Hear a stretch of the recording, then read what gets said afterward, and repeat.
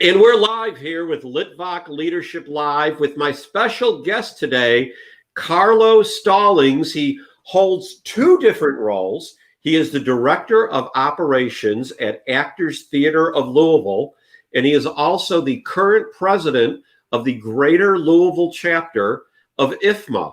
And for those of you who don't know what IFMA is the International Facility Management Association. It's an organization that I've been involved with, a member of, and associated with for years and years, more than I care to number. So, Carlo, how are you today? Doing great, Sean. Thank you for having me on your show, man.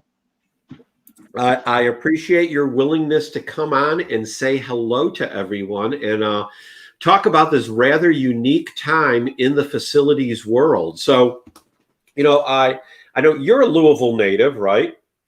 Yes, sir.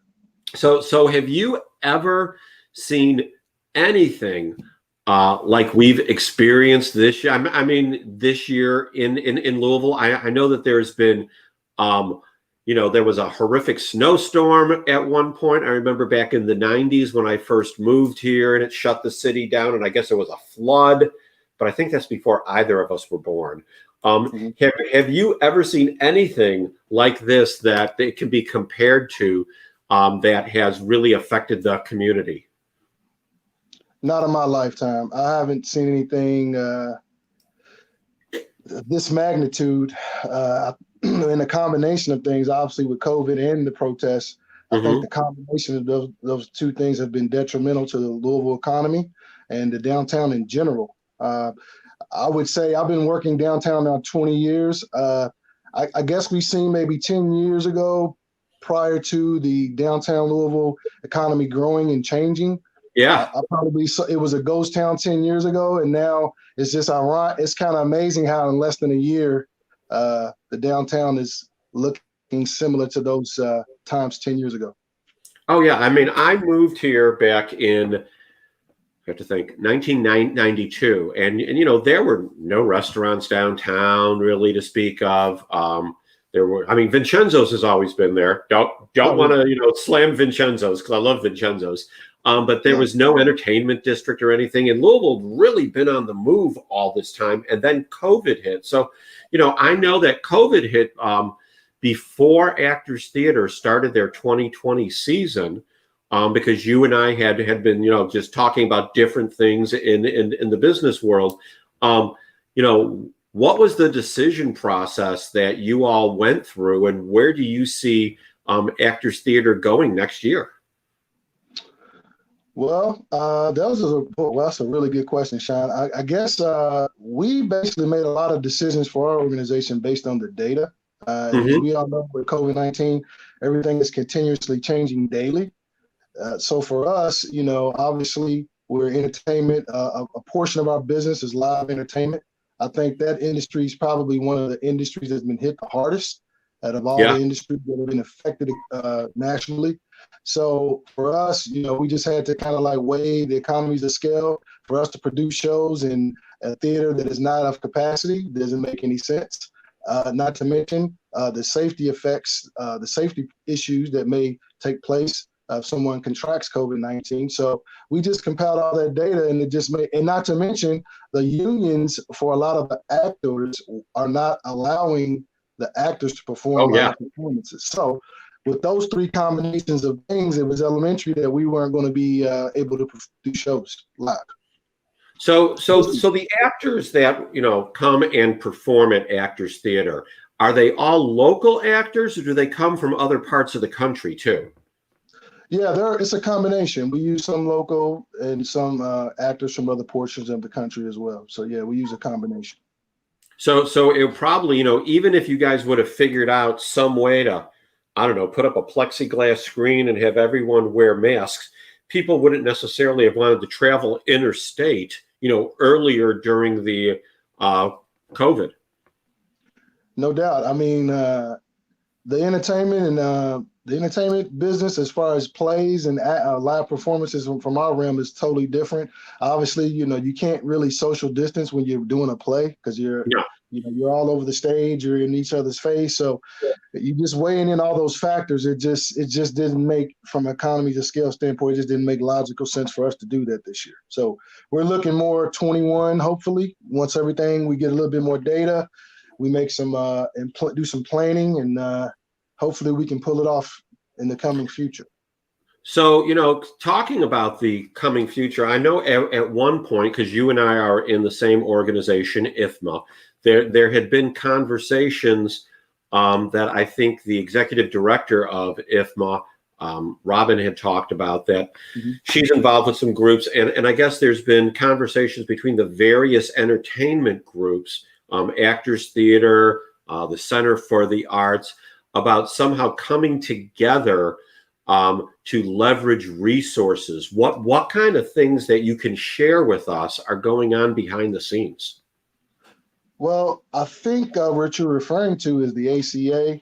That's an organization that's basically all the arts and entertainment organizations in our city. We all collaborated to share best practices. And I just want to say kudos to that group, because prior to, I guess during the process of COVID, while we were meeting and getting our best practices plans together, I just want to say that group was very beneficial for me, because none of us have ever been through this in our lifetime. And for us to develop those type of plans and to come up with the certain contingencies that we need to try to open up our facilities and to try to have protocols set in place to ensure the safety of our patrons and facility users was critical. So I just want to say kudos to that group. It really helped me out, and it really helped me come up with our plan of action for our facility. Even though we're not open, we still have other protocols that we had to set up for our tenants and things of that nature. So, sure. So when with that group, I mean, is there some sort of collaboration that everyone's going to open at once? Has there been some sort of agreement on that, or is it, everyone's kind of making their own decisions? Yeah, I think that's a great question, Sean. I think pretty much it was all contingent on how your organization operates, because obviously everyone is different. You get Kentucky Center for the Arts obviously operates differently than, say, Headliners or Actors Theater or any live entertainment venue. So what we did was we just compiled a bunch of information, and you kind of like picked the things that best fit your organization, and then you created your plan based on those items. So it's like we compiled a list, and then you say, and you just pick the things that work best for you. So that's the approach that I think the majority of us took. Okay. So and I know you're not only director of operations for Actors Theater, but you serve as the facility manager, because people may not know it, but Actors Theater has a few different facilities around the downtown area. What has that been like when you take off your director of operations hat and put on your facility manager's hat? It's definitely challenging, Sean. I mean, when you have 4 buildings in 3 different parts of the city, or different parts of the city, it's always challenging. I lean on my team. I have a great team of guys that we work well together, and Rick Bald and Mike Sweatman and those guys, they do, and Deontay Burns, they do a great job. We all support each other, and that's the only way we can do it. I mean, it's hard to do work of the magnitude with the amount of resource we have. It's tough, but we find ways to work together to get the job done. So just having good people around you, man, as we all know in leadership, it's beneficial to have those around us. So absolutely. And I recall that you originally joined IFMA, if I'm not mistaken, back in 2019, and at that time, due to I think someone making a job change, we no longer had a vice president. And our president at the time talked to you about filling that role. So did you, I mean, when you first accepted the role as vice president, of course you didn't realize you would be thrust into the presidency during a global pandemic. But tell everyone, a little bit about what did you expect the role of vice president of IFMA would be like compared to what it is now? I had no idea what I was getting myself into. So I had no idea. All I know I wanted to do was serve. And when I started, to be honest, when I started going to IFMA, everybody there was so nice to me and was so welcoming to me. Like you, Craig, Colleen, everybody at IFMA is just such great people. And honestly, a lot of the people in IFMA are like, really, whether you believe it or not, a lot of the people in IFMA are mentors of mine. I consider you mentors because I always get positive information. If I have a question that I'm not sure about professionally, I can always ask people like Bob Snip, our past president. You got Rick Jaso, past president. You got a lot of people in our organization that have been in the profession for a while, and it's just beneficial. Again, going back to just having good people, man, around you and access to good people. So it just goes a long way, Sean. So now that you're president of IFMA, and we've been doing everything virtual since March, virtual board meetings, committee meetings. I know you're very involved.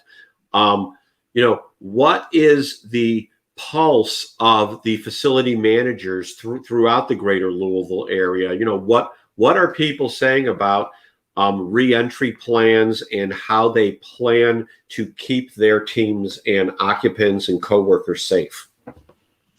I mean, the consensus I'm hearing is people are still not completely certain of meeting live and live events and things of that nature. I know our organization, we're kind of iffy about it still, as the numbers and cases continue to rise in states.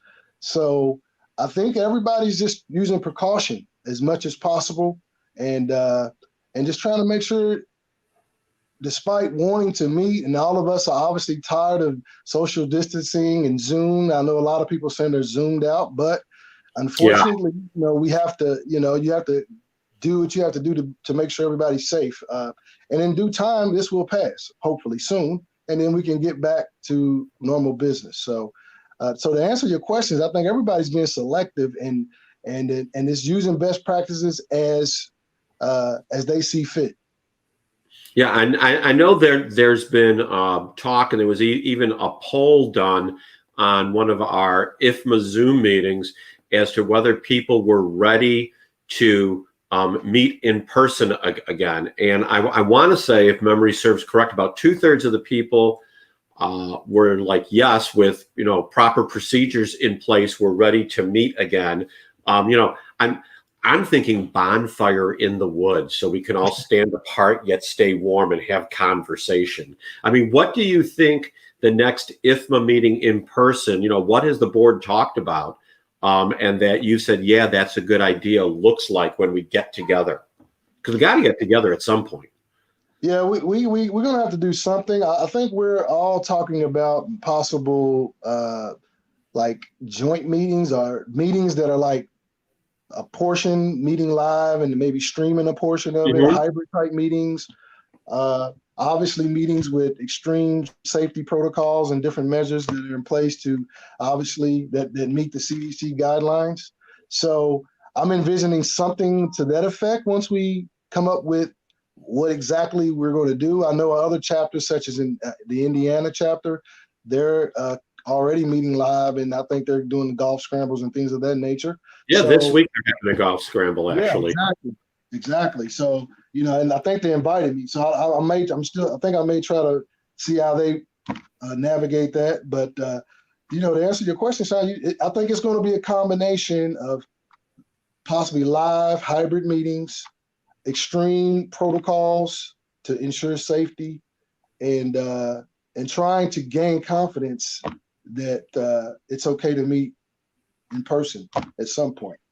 So when we get back to meeting in person, because as an extrovert, gosh, I love video because I can see people, I can talk to people, I can hear people, but I like being in person. And I know we're going to go into this hybrid model of video meetings and physically, I guess we'll call it physically near, physical presence, I don't know, something like that, meetings. Do you think video in association meetings will ever go away? Or do you think video is going to be a component moving forward for those that don't necessarily, that want to engage, but don't necessarily feel confident being there? I think it's going to be a combination. I mean, even like Actors Theater, I mean, we're taking the same approach. I think we're doing online direct shows, and then we're going to, in the future, have live performances as well. So in the future for IFMA, I'm seeing, live, I'm seeing online content, podcasts, and eventually live meetings and correlation working together. Because obviously in the new world we live in with technology advances that we have available, it's just a great way to get information to people, via your cell phone. So it's not going anywhere. Yeah. Yeah. Has Actors Theater had any talk, as we're talking about this now, it makes me think, have you guys had any conversations about a hybrid model where, there's in person and then there's pay-per-view to watch the performance? Absolutely. I mean, we basically have on our website, if you go to actorstheaterdirect.com, we already have Dracula upcoming. It's a radio version that's you're able to purchase online. We got Romeo and Juliet coming online soon. So if you go to Actors Theater Direct, you can look at all the shows that we have upcoming for our digital season. So we basically are introducing a digital / eventually live model in the future. So that's what we see for the future of Actors Theater, like a digital and a live model. So how did you get into the wonderful world of facility management? What drew you there? Oh, wow, I kind of knew this question was coming. It's kind of weird, and it's weird that you asked me that, Sean. Like, I actually got into this profession by accident. Okay. My ex-wife at the time, she saw I was working at the YMCA part-time. She saw the facility director position posted. I think she saw it on Indeed or one of those websites, and I was already working there. And she said, you should apply for that job. I think you'll get it. I said, really? I said, yeah, okay, whatever. And I applied for it and got it. So that's how I got into it. So it's weird. It's almost kind of like I just stumbled into the profession. I never grew up and thought that I was going to be, king of the janitors. So,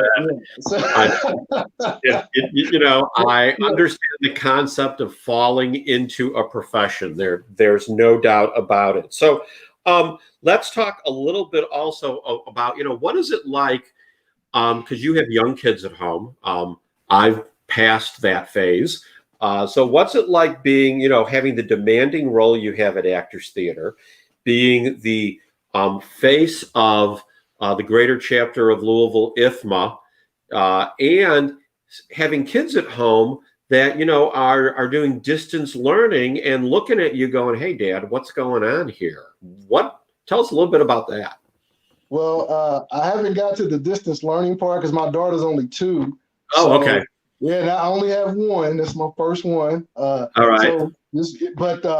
I've had to honestly lean more on my faith, just for the simple fact that, when you're dealing with COVID-19 and the different stresses and anxiety that come with a detrimental change in our everyday lives, I think that's really done benefits for me. Just leaning on my faith and also being a little bit more lenient with my family members and people I live with and anybody I come in interaction with today, just because, I think that's something that we all need to try to work on, is just try to be a little bit more gracious and kind to people, kind to our children, kind to our mates.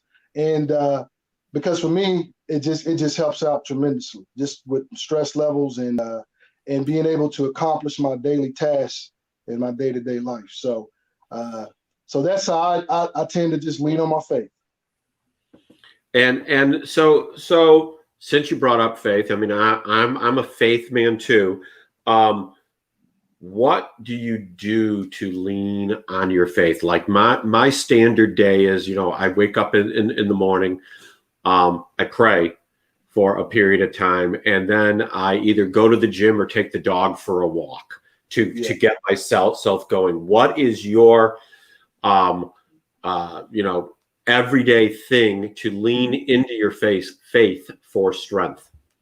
Yeah, I've been studying the book of James here lately. It's Okay. really been helping me a lot. In that particular story in the Bible, James, which was the brother of Jesus Christ, he was basically preaching to the church that had been displaced uh, by the governments at that time, and Hmm. Christians were scattered all over the world and being persecuted.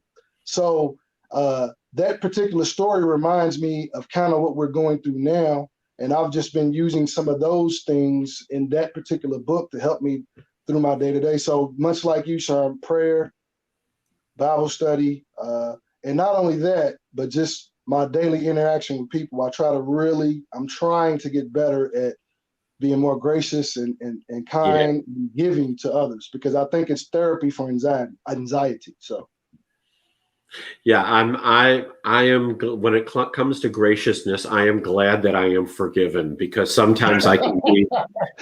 I am. Oh, you like that? I could be a little at times, so yeah, that's a yeah, good thing. All yeah. right, so let's pivot for a minute to a topic that's probably a little more challenging. The demonstrations in downtown Louisville from a aspect of the Actors Theater and IFMA. When you see the reasons behind people demonstrating and then the groups of people that are causing physical harm to buildings and damage. And I'm by no means saying they're all the same people. I think no one's exactly sure who's part of what group fully. There may be some blending. There may not be some blending of who's doing what. What is Actors Theater doing to protect their facilities, yet at the same time be sensitive to what people are talking about? Yeah, great question, Sean. I think I don't know if any of the people when you're viewing the show today have been downtown in Louisville and noticed all the boarded up buildings and the effects that have taken place from the protests and people worried about their buildings being damaged and the uncertainty. Uh, and it's just unfortunate. I think we've taken a different approach. We didn't board up our buildings. We basically use art to support certain to support some of the movements, some of the social Okay. injustice movements and things of that nature. So we use art to kind of to show that we're supporting the protests, some of the protests, the peaceful protests, not any damaging and doing any criminal activities or things of that nature. Of But course. we use art to do that, and it worked out well. We didn't have any damage to our buildings or anything, and it also showed that we are supporting the fairness for everyone. I, and I know that as the president of IFMA, let me ask you this. I know that, some of the corporate citizens downtown earlier in the protests were very concerned when different outside groups announced that they were coming to town, and they wanted answers or there would be problems. Mhm. Um, what have the facility managers been talking about as to how to have an ear to listen, yet still protect the facilities of which they have responsibility? Well, that's a good question. I don't think we've collectively, as a group of facility managers, made any of those work together to come up with a solution for that. I think that I think in general that for the most part, I think we're all uh, we all in this together, man. We all have to try to figure out ways to, especially in the downtown business community, we're going to have to find ways to show peace and unity to try to get the confidence back and to get people coming back downtown and Mhm. enjoying the great environment and economy that we've created over the last 10 years in the downtown Louisville atmosphere. So uh, I think that is a great point that you made. I think that needs to be done. I think more organizations downtown need to come up with a way to give back. I know at Actors Theater, what we've done in one of our restaurants, we've created a community kitchen where we're feeding about, I don't know, it's a lot of food. I don't know exactly the poundage of food, but we're feeding a lot of families in the West End and throughout the community with the Lee Initiative. We partner with the Lee Initiative, and we're also mentoring young at-risk kids and teaching them the art of culinary arts, where the Lee Initiative is. So awesome. So that's one way that we're trying to bring peace and also helping those that may not be as fortunate as some of us are. So have you brought in local chefs to train the kids on culinary arts, or is it Carlo's favorite recipe from when he was a kid? I mean, how are you guys doing that? Basically, how it works is I don't know if you're familiar with Ed Lee. Ed Lee is a celebrity chef. Okay. He owns Milkwood Whiskey Dry on 4th Street Live. And then what he's done is he's created a non-for-profit organization called the Lee Initiative. Okay. And he has chefs that work with him that are mentoring local kids and teaching them the profession. And they're cooking food in the community kitchen. Well, they get paid, but they do, they're cooking the food and then they're preparing it and giving it away free in the community. That's awesome. That is phenomenal. That is a great solution. So, and Actors Theater is there in the thick of it.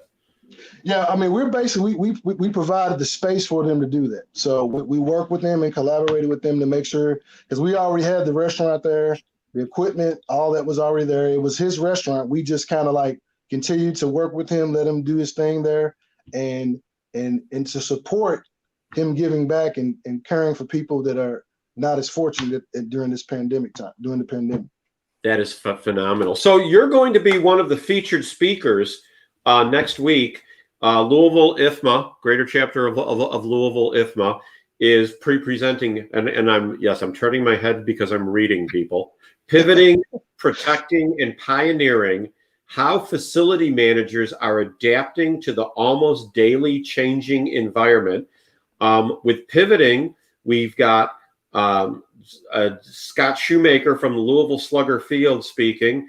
We've got protecting with Rick Jaso from 4th Street Live speaking, and pioneering, yes, our own Carlo Stallings here first on Litvak Leadership Live, but then he is appearing as pioneering on the Pivoting, Protecting, and Pioneering program. Tell us a little bit about that program that's taking place next the 13th, Tuesday, from 1 to 2 p.m. on Zoom. Yeah, it's basically some online content education or webinar informational that we've created just to keep our membership engaged. I know just from us talking to several of our members that are part of other organizations, some other organizations are not doing anything. So we're just trying to stay relevant and making sure we're providing content for our members, being that since we can't meet in person, then we're going to just keep providing information, opportunities to network virtually, and just continue to share information that can help in the profession and shed light in efforts to try to help our community in facility management as a whole. So that's the whole idea of that, just to keep everybody engaged and also provide positive content for our membership. Yeah, and you bring up the networking portion. I was having a conversation with someone earlier today, in fact, about IFMA and different associations, and I explained to them how we've all kept in touch. We're having meetings, probably meeting even more now than we ever did before. Yeah.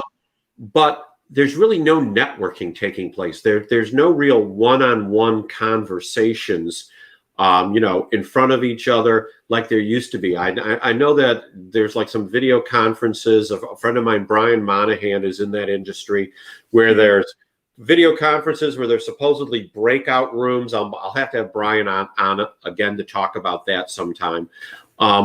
What's happening with World Workplace? Normally, as the president of IFMA, you get a free ride to go to World Workplace, and with it being virtual, Is IFMA going to, send you there in person in 21? Any talk of that?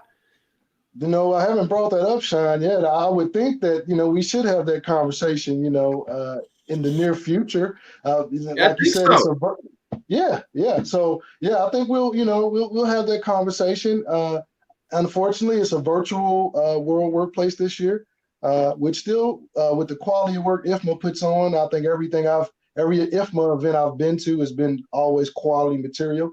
I'd expect nothing less from the virtual event, but it's always good to see colleagues and professionals in the industry in person and interact with people. You can't beat that. So I just hope it's sooner than later that we in the future get to meet live again. But in the meantime, we're gonna have to do what we have to do virtually.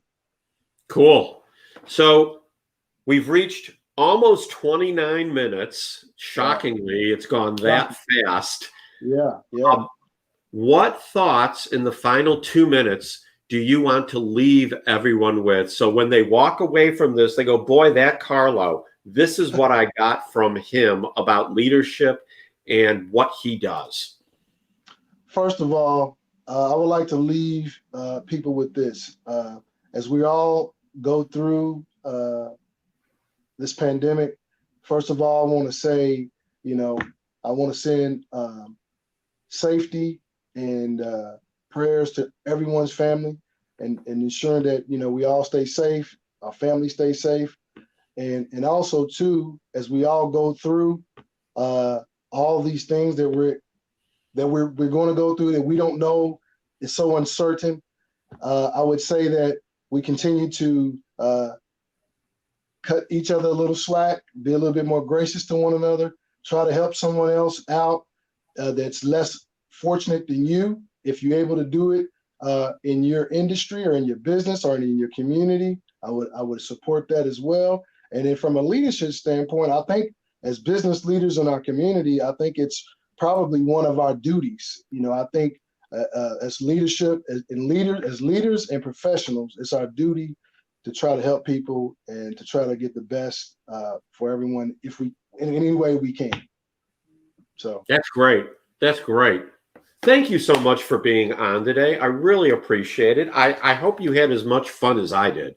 Hey, Sean, anytime I talk to you, man, I have a great time, man. It's just, I don't know what it is, man. It's just like, I don't know. Every time we talk, it's just fun, So I appreciate you having me, man. Am I like your second guest? Or am I the first guest? Or yeah, so you are my 21st guest. 21st, wow. So you've been 21st, okay. Yes. I've been doing this since the Tuesday after Labor Day. Wow. So obviously you're not a longtime viewer, but that's okay. Hey, I'm a viewer now, though, Sean. I mean, you got me now. So Carlo brings up a great point. So if you've missed some episodes and you want to see them, you can go to YouTube, type in my name, Sean Litvak, and you'll see all my episodes there on YouTube, or you can go to my Facebook profile and see the episodes there too. If matter of fact, you can just see them because I have everything posted for the world. So this has been today's edition of Litvak Leadership Live with Carlo Stallings, Director of Operations at Actors Theater of Louisville and President of the Greater Louisville chapter of IFMA. There's a mouthful right there. Carlo, again, thank you so much. And everyone else, be blessed. Have a great day, and we'll see you tomorrow.